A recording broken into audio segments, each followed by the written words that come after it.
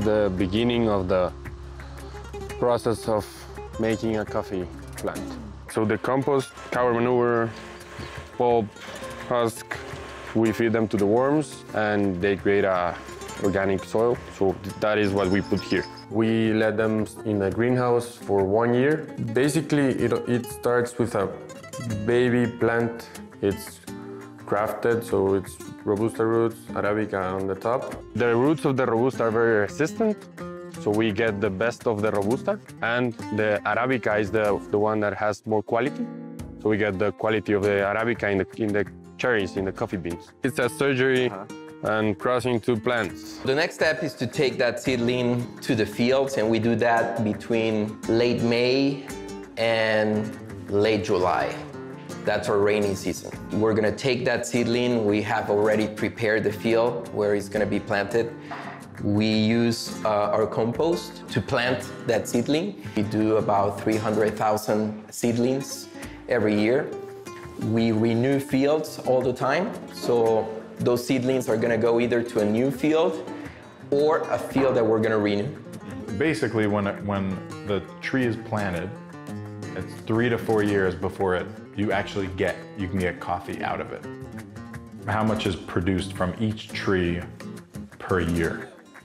On average, good production, maybe 1 pound roasted coffee every harvest. We visit every tree like 4 times in a harvest season. Yeah. And the reason why we go 4 times to the same tree is to make sure that we pick the ripe cherries.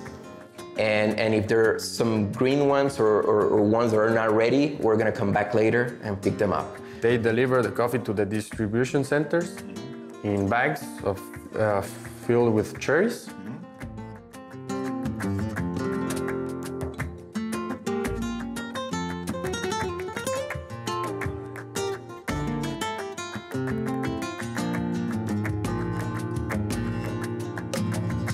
After you select the cherries, you go through the wet process.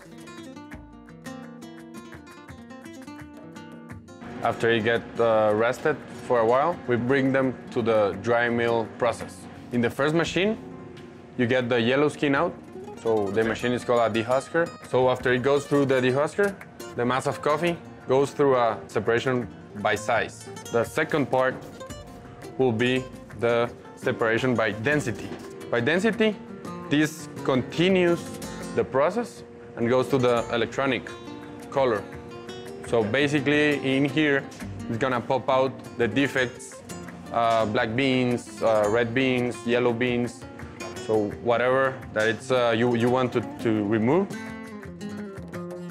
Sun, it's like the artisanal way to dry the coffee. You do not rush the drying process. And what we are seeing here is a very slow dry method. Yeah. We put the coffee after it's washed in the patio for 1 day. We let them sit to remove the excess of water. Then we bring that coffee to the first level. And after 4 or 5 days, we start moving the coffee to the second level. And again, until it gets to the 4th level, when it's gonna be in the moisture level after 20, 25 days. So you will put it in those bags. Okay. You're gonna weigh that coffee, you get a yield of on that coffee. So when that's done, we send a sample to the lab. Okay. They cup it, they evaluate the green, and they decide if it's okay or not. There are certain cuppings that you're doing throughout the process to make sure that you don't have a defect. But once you're doing the final cuppings, it goes beyond that. We want to understand a roaster. What does he want to find in the cup that he's buying? Is he looking for acidity? Is he looking for sweetness, for body? The more we know about how they're going to use their coffees, how they're going to roast them, and what kind of SKUs they're going to develop, the more we can contribute in cupping that coffee and understanding to make sure that it's going to work for them. We grab the first quality of each separation. We have an amount of coffee. It's ready to be homogenized by a big silo and ready to be bagged and shipped. We do the export ourselves. We only do direct business. And this is where everything ends for us. and just begins for you.